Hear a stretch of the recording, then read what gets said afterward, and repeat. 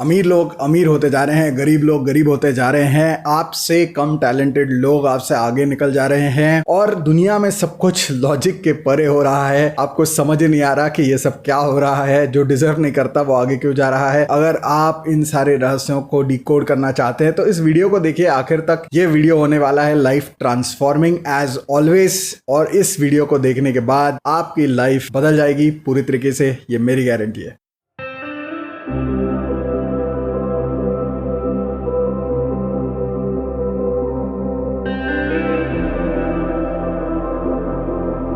नमस्कार, वेलकम, वणक्कम, केम छो। तो रोंडा बर्न ऑस्ट्रेलियन ऑथर हैं और उन्होंने एक किताब लिखी है द सीक्रेट, जो 2006 में रिलीज हुई थी। और इसकी इंस्पिरेशन उन्होंने कहा कि उनके लाइफ में फाइनेंशियल और इमोशनल क्राइसिस चल रहे थे बहुत सारे, और उस वक्त उनकी बेटी ने उनको एक किताब गिफ्ट की जिसका नाम था the science of getting rich by Wallace D Wattles. उसको पढ़ने के बाद she found a different thought process in her life, जिसके वजह से उनकी जीवन की पूरी ट्रेजेक्टरी जो है वो बदल गई, financially, emotionally, health wise, everything.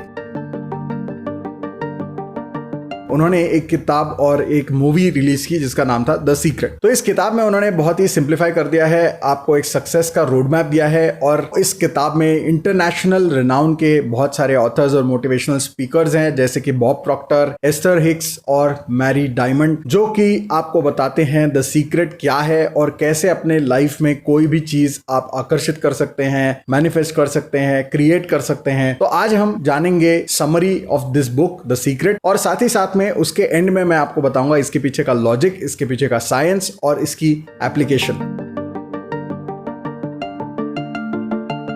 तो पूरी समरी अगर आप देखते हैं तो इसमें वो 3 चीजें बताते हैं आपको, सिर्फ 3 steps that you have to follow. वो कहते हैं आस्क, बिलीव, रिसीव। यानी कि आपको एक तो स्पेसिफिक होना चाहिए आपका गोल कि आपको क्या चाहिए, दैट इज आस्क। सेकंड, वो ये बताना चाह रहे हैं बिलीव, यानी कि आपके अंदर ये विश्वास होना चाहिए कि वो चीज पूरी हो सकती है, फुलफिल हो सकती है। इसका दृढ़ विश्वास आपके अंदर होना चाहिए, फेथ होना चाहिए। और साथ ही साथ में ये जरूरी है कि आपके अंदर जो लिमिटिंग बिलीव्स है, जो नेगेटिव बिलीव्स हैं, वो सारे आप अपने मन से निकाल दें। और फिर है रिसीव। रिसीव का मतलब है आपको ओपन माइंडेड रहना होगा, क्योंकि अपॉर्चुनिटी आएगी और अलग अलग फॉर्म्स में आ सकती है। जब वो अपॉर्चुनिटी आएगी तो आपको उसे रिकॉग्नाइज करना होगा और उसे ग्रैब करना होगा।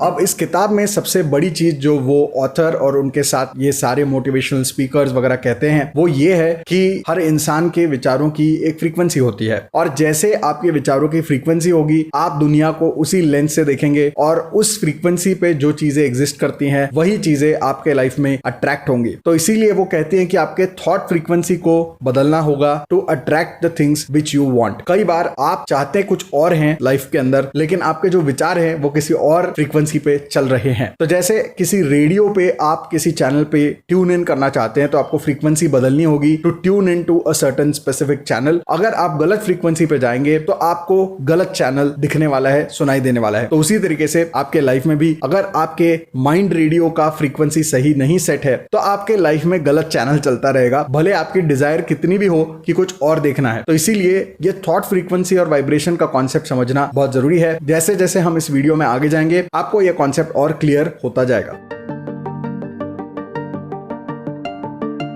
इस पूरी किताब में 3 मेजर टेक्निक्स वो लोग प्रिस्क्राइब करते हैं। पहला है ग्रैटिट्यूड, दूसरा है विजुअलाइजेशन और तीसरा है अफर्मेशन। बेसिकली आपको कोई भी ऐसा एक प्रैक्टिस अपने लाइफ में इनकॉर्पोरेट करना है जहां पर आप ग्रेटफुल होते हैं for all the things that are good in your life. तो आपके लाइफ में जो भी अच्छा है उसके बारे में जब तक आप थैंकफुल नहीं रहेंगे, ग्रेटफुल नहीं रहेंगे, तब तक आपके लाइफ में कुछ भी और अच्छा और नया नहीं हो सकता है। अगर आप कॉन्स्टेंटली कंप्लेन कर रहे हैं और कॉन्स्टेंटली शिकायत कर रहे हैं कि आपकी लाइफ में कुछ गलत है, नेगेटिव है, कोई चीज नहीं हो रही है, आप जितना ज्यादा इसके ऊपर फोकस करेंगे, बात करेंगे, जितना ज्यादा इस चीज को रिपीट करेंगे, उतना ज्यादा, जैसा मैंने पहले कहा, कि आपके थॉट की फ्रीक्वेंसी जो है वो नेगेटिव चीजों पे रहेगी, नेगेटिव थॉट्स में रहेगी, और उसके वजह से फिर आपके लाइफ में वही चीजें और ज्यादा मात्रा में अट्रैक्ट होनी शुरू हो जाएंगी जो नेगेटिव है। तो ग्रेटफुलनेस, ग्रैटिट्यूड प्रैक्टिस इसलिए जरूरी है क्योंकि आप अपने लाइफ में जो भी अच्छा है उसके ऊपर फोकस करेंगे। तो जितना ज्यादा आप अच्छी चीजों पर फोकस करेंगे उतना ज्यादा आपकी लाइफ में अच्छी चीजें अट्रैक्ट होने की संभावना बढ़ती चली जाएगी और आपके लाइफ में अच्छी ही चीजें अट्रैक्ट होंगी। तो इसके लिए आप जर्नल भी मेंटेन कर सकते हैं। एक दूसरा यह है कि आप एक ग्रैटिट्यूड रॉक रख सकते हैं, जैसा उन्होंने कहा है, यानी कि आप किसी क्रिस्टल को, किसी स्पेशल रॉक को जिसके साथ आपकी कोई पॉजिटिव मेमोरी हो, ऐसा कोई भी एक रॉक, कोई भी एक क्रिस्टल अपने पास रखिए। रोज 2 बार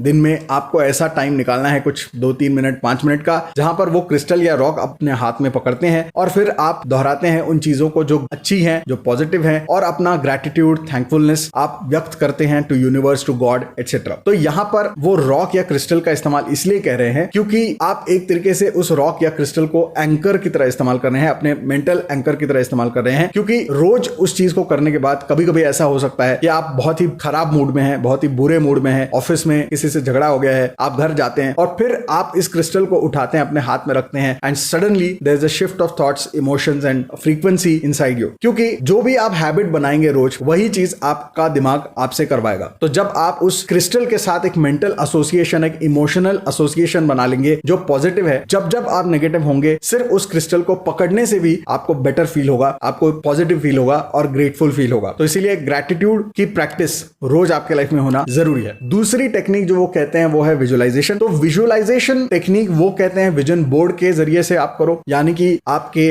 बेड के सामने, आपके वर्क डेस्क के सामने, आपके लैपटॉप या डेस्कटॉप पे वॉलपेपर हो सकता है, या आपके फोन पे वॉलपेपर हो सकता है। किसी भी तरीके से जो भी आपके गोल्स हैं, जो भी आपके डिजायर्स हैं, उनके बारे में या उनसे रिलेटेड या उनके जैसे कोई पिक्चर्स, कोट्स, थॉट्स, ये सारी चीजों को कलेक्ट करके आपको एक विजन बोर्ड बनाना है, ताकि वो चीज आपके सबकॉन्शियस माइंड में फीड हो जाए और फिर आपकी फ्रीक्वेंसी जो है वो उस विजन बोर्ड के डिजायर्स के साथ अलाइन होती रहे बार बार, ताकि फिर आप उस चीज को प्राप्त कर सके। दूसरा तरीका विजुअलाइजेशन यह है कि सोने से पहले या सोकर उठने के बाद तुरंत आपको बेड पे लेटे रहना है, आंखें बंद रखनी है और आपको विजुअलाइज करना है उस चीज को जो आप चाहते हैं। अगर आप अच्छी गाड़ी चाहते हैं तो अपने आप को विजुअलाइज करिए driving that car and being happy about it, excited about it. अगर आप एक प्रमोशन चाहते हैं तो आप विजुअलाइज कर सकते हैं कि आपको वो प्रमोशन मिल चुका है और आपके बॉस और कलीग्स आपको कांग्रेचुलेट कर रहे हैं। अगर आप चाहते हैं कि आपकी शादी हो जाए तो आप विजुअलाइज कर सकते हैं एक शादी की सेरेमनी, एक ग्रैंड सेरेमनी जहां पर आप शादी आपकी हो रही है। और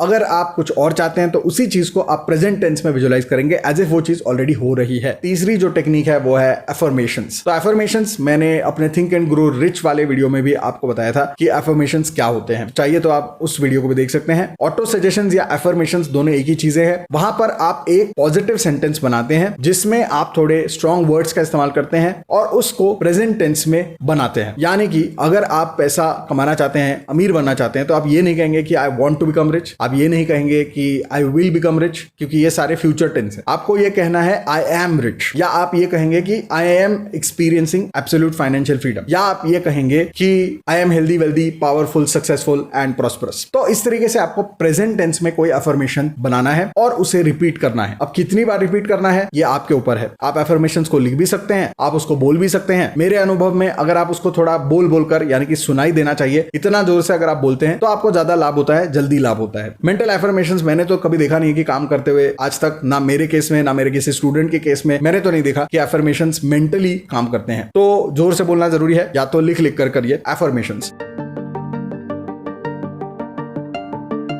तो चलिए जानते हैं इसके पीछे का साइंस। हमारे पूरे दिन में हमारा दिमाग लगभग 70 से 80 हजार विचार करता है, 70,000 to 80,000 थॉट्स एवरी डे। और इसमें से लगभग 80 to 95% तक जो भी हमारे दिमाग के प्रोसेसेस चलते हैं वो हमारा सबकॉन्शियस माइंड चलाता है, और सिर्फ 5% से 20% के बीच में जो प्रोसेसेस है हमारे विचार करने के, वो सारे कॉन्शियस माइंड चलाता है। तो हमें ये जानने की जरूरत है कि ज्यादातर हमारी लाइफ की जो चीजें हो रही हैं, हमारे दिमाग में हो रही हैं, हमारे बॉडी में हो रही हैं, वो सब कुछ हमारे सबकॉन्शियस माइंड के द्वारा कंट्रोल किया जा रहा है। तो हमारे दिमाग की जो कैपेसिटी है, जो मेमोरी है, वो है 1 क्वाड्रिलियन बाइट्स से भी ज्यादा, यानी कि 1 पेटाबाइट्स से भी ज्यादा, लगभग 2.5 पीटाबाइट्स तक हमारा दिमाग मेमोरी स्टोर कर सकता है। यानी इतनी सारी इंफॉर्मेशन हमारा दिमाग स्टोर कर सकता है। लेकिन इसमें अजीबोगरीब बात यह है कि इसमें से सिर्फ 50 बिट्स पर सेकंड की स्पीड से हम इन विचारों को प्रोसेस कर सकते हैं। According to some researchers 126 bits per second. तो इतनी कम प्रोसेसिंग पावर है हमारी। मेमोरी तो बहुत बढ़िया है लेकिन प्रोसेसिंग पावर कम है। क्यों है ऐसा? क्योंकि मेमोरी जो है वो यूजुअली हमारे सबकॉन्शियस माइंड से कनेक्टेड होती है। तो सबकॉन्शियस माइंड, जैसा मैंने कहा, वो 95% तक उसकी कैपेसिटी है और हमारे माइंड का सिर्फ 5 से 20% हमारा कॉन्शियस माइंड है। इसीलिए हमारा अटेंशन स्पैन भी सिर्फ 8.25 सेकंड्स के आसपास है और अभी तो और भी ज्यादा गिरता जा रहा है। इसीलिए आपको लॉन्ग फॉर्म कंटेंट पसंद नहीं है, आप शॉर्ट्स और रील्स देख के अपना टाइम बर्बाद कर रहे हो, क्योंकि वो अटेंशन स्पैन का मामला आ जाता है बीच में कि आपको 1 मिनट से ज्यादा तो आप कुछ देख ही नहीं पाते हो, कभी कभी तो 1 मिनट भी नहीं देख पाते हो पूरी अटेंशन के साथ। और इसीलिए फिर क्या होता है, हमारा जो दिमाग है वो अलग अलग पैकेट्स में इंफॉर्मेशन को स्टोर कर देता है। यानी कि हमारा दिमाग क्या करता है, पहले तो सारी इंफॉर्मेशन को ब्रेक डाउन करता है, उसको जनरलाइज कर देता है और अलग अलग कैटेगरीज में आपके दिमाग में इंफॉर्मेशन स्टोर हो जाती है। तो जैसे ही मैं कहूंगा कार, गाड़ी, अगर आप 2-3 बार कार और गाड़ी के बारे में सोचने की कोशिश करेंगे तो धीरे धीरे आपके दिमाग में वो कार से रिलेटेड जितने भी फाइल्स है, जितने भी मेमोरीज हैं, कलर्स हैं, साउंड्स हैं, डिस्कशंस हैं, वो सारे आपके जहन में आना शुरू हो जाएंगी, आपके रिकॉल होना शुरू हो जाएंगी, क्योंकि आपने एक चीज पे अपना अटेंशन फोकस किया। दूसरी तरफ अगर आप घर के बारे में सोचते हैं, बंगले, विला, ये सब अगर आप सोचते हैं तो धीरे धीरे आपके दिमाग में घर से रिलेटेड, विला से रिलेटेड जो भी इंफॉर्मेशन है वो सारी एक डिपार्टमेंट में स्टोर्ड है, वो सारी आपके सामने आनी शुरू हो जाएंगी।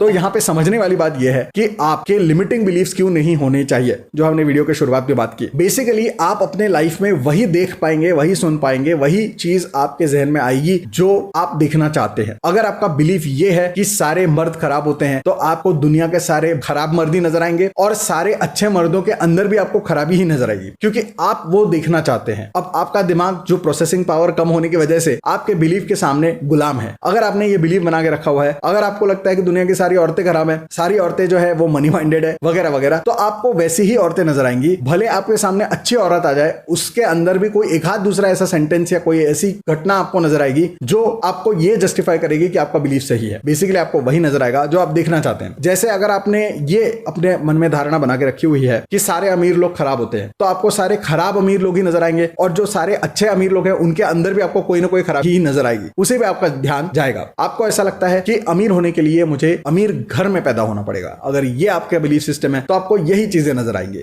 और ऐसी ही सिचुएशंस आप अट्रैक्ट करेंगे। अगर आप ये बिलीफ बना के बैठे हैं कि पैसा आने से दिमाग खराब होता है तो आपको ऐसे ही एग्जांपल्स नजर आएंगे। न्यूज में कहीं पे भी आप देखेंगे आपको ऐसे ही चीजें नजर आएंगी जो आपके बिलीफ को जस्टिफाई करती हैं। अगर आपको ऐसा लगता है कि शादी करना बड़ा ही मुश्किल काम है या शादी जो है वो खराबी होती है, आपके दिमाग में ये बिलीफ अगर बैठ गया तो वही चीज नजर आएगी। आपको हर तरफ वही लोग नजर आएंगे जिनके डिवोर्स हो रहे हैं, वही लोग नजर आएंगे जिनकी शादियां बर्बाद हो रही हैं, वही लोग नजर आएंगे या वही मूवीज या वही पोस्टर्स या ऐसी ही किताबें नजर आएंगी जो आपको बताएंगी कि सारी शादियां खराब है। और फिर आपके लाइफ में अगर आप शादी के लिए कोशिश करते हैं तो एक तो शादी होगी नहीं और हो भी गई तो वो भी खराब हो जाएगी, क्योंकि आप ऐसी ही व्यक्ति के साथ शादी करेंगे जो आपके उस बिलीफ को जस्टिफाई करती है। तो इसीलिए आपका अगर बिलीफ ठीक नहीं है तो आप गड़बड़ करेंगे। तो पहले आपके लिमिटिंग बिलीफ्स को अपने दिमाग से निकाल के बाहर करना होगा। अनकॉन्शियसली आपके दिमाग में आपने ये चीज ऐसी डाल के रखी हुई है कि उसके वजह से फिर आपको वही सारी चीजें नजर आती हैं। तो इसीलिए आपको बिलीफ सिस्टम पे काम करना बहुत जरूरी है, नहीं तो आपका दिमाग जो है उसको एक गलत इंडिकेशन की तरह लेगा और गलत चीजों की तरफ आपको लेके जाएगा। तो आपकी थॉट की फ्रीक्वेंसी जो है, आप गलत रेडियो का चैनल ऑन कर रहे हैं, आप देखना कुछ और चाह रहे हैं, लेकिन क्योंकि आपने बिलीफ गलत बना के रखा हुआ है तो इसके वजह से फ्रीक्वेंसी गलत लगा रहे हैं और इसलिए गलत चैनल लग रहा है। तो आप देखना चाह रहे हैं कोई रोमांटिक मूवी, लेकिन आप चला रहे हैं एक न्यूज चैनल, तो जिसपे वायलेंस दिख रहा है, जिसमें करप्शन दिख रहा है, जिसमें बर्बादी दिख रही है। कई बार लोग मेरे पास आते हैं, वो कहते हैं कि मेरे से कम टैलेंटेड लोग मुझसे आगे जा रहे हैं। कहीं ना कहीं उनके अंदर कोई ना कोई पॉजिटिव बिलीफ है और इसी की वजह से वो कोई ना कोई पॉजिटिव स्किल एक्वायर कर रहे हैं, कोई ना कोई पॉजिटिव रास्ता अपना रहे हैं, कोई प्लान बना रहे हैं और इसीलिए वो एक्शन लेके आगे जा रहे हैं। लेकिन वो प्लान, वो एक्शन, वो स्ट्रेटेजी, वो कोर्स,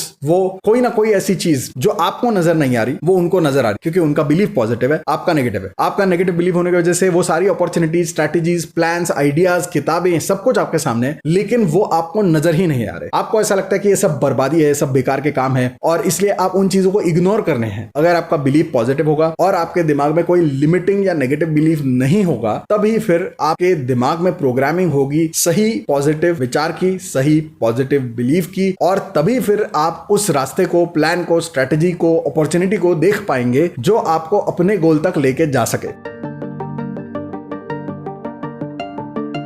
तो आपका जो माइंड है वो बिल्कुल जीनी की तरह काम करता है। और यहाँ पर वो इस किताब में अलादीन और जीनी की भी कहानी बताते हैं, बिल्कुल जीनी की तरह या उस अलादीन के चिराग की तरह आपका दिमाग है और अब ये आपके हाथ में है कि आप उसको क्या मैनिफेस्ट करने के लिए कहते हैं। अगर आप नेगेटिव चीजें उसको बताते हैं तो वो नेगेटिव चीजें मैनिफेस्ट करेगा, अगर आप अच्छी चीजें बताते हैं तो वो अच्छी चीजें मैनिफेस्ट करेगा। और बताना कैसे है? By the means of belief. आपका जो भी बिलीफ होगा वही वो मैनिफेस्ट करेगा। तो इसीलिए पॉजिटिव बिलीफ होना जरूरी है, अबंडेंट माइंडसेट होना जरूरी है। किसी भी एक जॉब, एक अपॉर्चुनिटी, एक लड़का लड़की पे ऑब्सेस अगर आप हो गए तो कहीं ना कहीं उसके पीछे स्कैर्सिटी का माइंडसेट है, अबंडेंस का माइंडसेट नहीं है। यानी कहीं ना कहीं आपको जब लगता है कि मुझे यही लड़की मिलनी चाहिए या मुझे यही लड़का मिलना चाहिए या मुझे यही जॉब मिलना चाहिए, इसी कंपनी में मिलना चाहिए, तो आपके दिमाग में कहीं ना कहीं ये स्कैर्सिटी माइंडसेट है कि अगर ये नहीं मिला तो कुछ नहीं मिलेगा और खत्म हो जाएगा सब कुछ और मेरे पास कुछ भी नहीं होगा। तो ये बाय डिफॉल्ट एक गलत प्रोग्रामिंग है। और जब तक आप किसी एक चीज के लिए डेस्परेट हो रहे हैं, ऑब्सेस हो रहे हैं, तब तक आप लॉ ऑफ अट्रैक्शन इस्तेमाल नहीं कर सकते। आप कोई भी चीज वो प्राप्ति नहीं कर सकते जो आप चाहते हैं। तो इसीलिए अबंडेंस माइंडसेट होना बहुत जरूरी है। आपको ये पता होना चाहिए कि दुनिया में ढेर सारे लोग हैं, ढेर सारी अपॉर्चुनिटीज हैं और ढेर सारा पैसा है, अनलिमिटेड।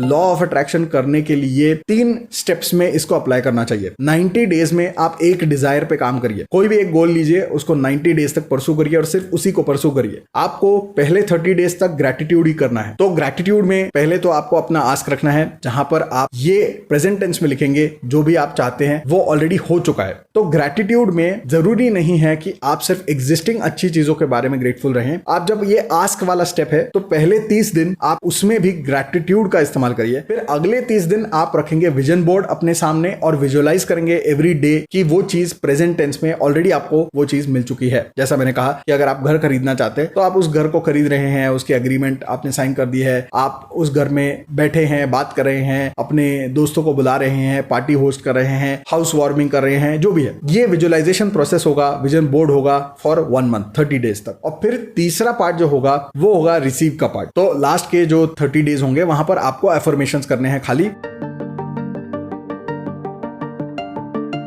और जब ये 90 दिन का साइकिल खत्म हो जाएगा उसके बाद प्रोसेस होता है to let go. Let go का मतलब है उसके बाद आप ना तो विजुअलाइज करेंगे, ना तो ग्रेटिट्यूड करेंगे अबाउट दैट पर्टिकुलर थिंग, और ना ही आप अफर्मेशन करेंगे अबाउट दैट पर्टिकुलर थिंग। आप इन चीजों को कर चुके हैं। अब आपको हायर पावर पे, यूनिवर्स पे ये चीज छोड़ देनी है। तो व्हाट जो है वो आपके हाथ में है। व्हाट आप इन टेक्निक्स के माध्यम से 90 डेज में इसको बताएंगे यूनिवर्स को, हायर पावर को, भगवान को, जिसमें भी आप मानते हैं, प्रकृति को, आपने उसको बता दिया इन 90 डेज कि आप क्या चाहते हैं। उसके बाद फिर हाउ एंड व्हेन, यानी कि वो कैसे होगा, कब होगा, कहां होगा, ये सब हायर पावर पे आपको छोड़ देना है। And then you can move on to some other desire, some other goal, और फिर यही स्टेप आप रिपीट कर दीजिए, क्योंकि फिर जो पहले आपने किया है वो प्रोग्रामिंग हो चुका है। अब वो आपके पास आने के लिए कुछ टाइम लगने वाला है। So that is the waiting period. So इसलिए अगले 90 डेज आप किसी और गोल पे फोकस करिए, प्रोग्राम करिए, फिर उसको भी छोड़ दीजिए, फिर तीसरे गोल पे चले जाइए, and so on and so fourth. तो एक साल में शुरुआत में ही अगर आप सारे अपने गोल्स लिख लेते हैं, 3, 4, 5 जो भी है, तो आप 90 डेज के हिसाब से इसको प्रोग्राम करके लेट गो कर सकते हैं। और साल के अंत तक या अगले 18 महीने में इनमें से काफी सारी चीजें हो जाएंगी। जो आप गोल रख रहे हैं उसका मैग्नीट्यूड, उसका स्केल देखना बहुत जरूरी है कि आप क्या चाहते हैं। आप 500 रुपए चाहते हैं तो वो जल्दी हो जाएगा, लेकिन अगर आप 5 करोड़ रुपए चाहते हैं तो उसको थोड़ा टाइम तो लगने वाला है। अगर आप 500 करोड़ चाहते हैं तो और थोड़ा टाइम लगने वाला है, कुछ साल लग सकते हैं। तो इसीलिए ये प्रोग्रामिंग करने के बाद हड़बड़ी नहीं होनी चाहिए, डेस्परेशन नहीं होना चाहिए, अगेन लिमिटिंग बिलीफ नहीं होना चाहिए, क्योंकि ऐसी भी चीजें होंगी जो कुछ महीने बाद, कुछ हफ्ते बाद होंगी, लेकिन you have to be patient. So have faith, let go and it will come to you. तो ये था आज का वीडियो जिसमें हमने जाना फटाफट द सीक्रेट किताब के बारे में, समरी और लॉ ऑफ अट्रैक्शन का पूरा रोड मैप मैंने आपको एक तरीके से बताया है। उसके पीछे का लॉजिक, साइंस, उसके पीछे का जो सारा थॉट प्रोसेस है, टेक्निक्स है, वो सारे आपको मैंने बताए। और ऐसे बहुत सारे वीडियोस मैं डालता रहता हूं इस चैनल के ऊपर, इसीलिए चैनल को सब्सक्राइब करना मत भूलिए और बेल आइकन को प्रेस करना मत भूलिए। And for more such videos stay tuned.